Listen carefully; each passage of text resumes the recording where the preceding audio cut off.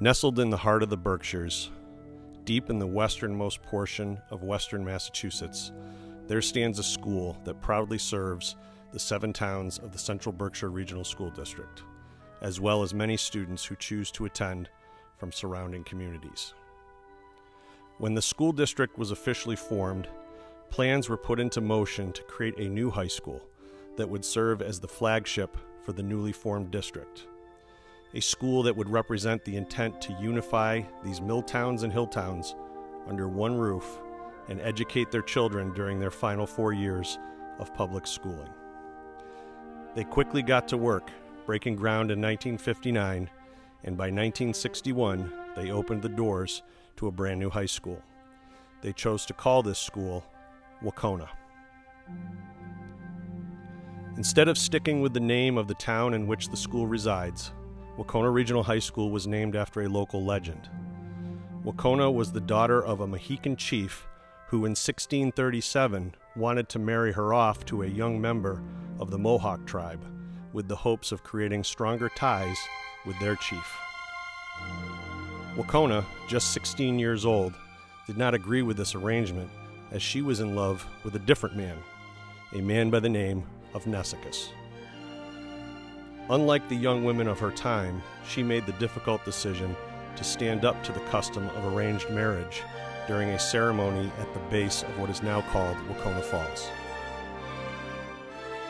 In the end, Wahconah got her way and married the man she was truly in love with. The legend of Wahconah has grown over time, and in doing so, many places now bear her name. Wahconah Falls, Wahconah Country Club, and Wahconah Park. But it's at Wahconah Regional High School where her spirit and resolve to blaze a new path now lives within our staff and students. For the last 60 years, Wahconah has been home to multiple generations of students from the 1960s and 70s to the 1980s and 90s, and through the first 2 decades of the 21st century.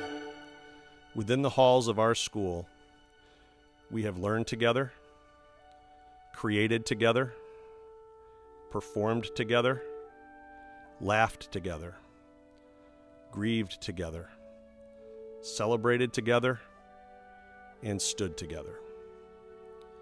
But in all of our 60 years together, we have never faced a situation quite like this, in the midst of preparing for this.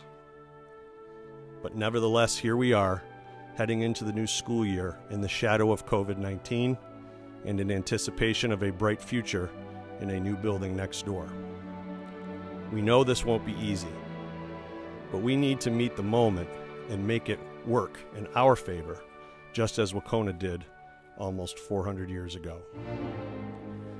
We wanted this school year to be about bridging the sentiments of the old with the excitement of the new. We wanted this to be a celebratory school year for our community, but we must also meet the strict demands of going to school in the age of COVID.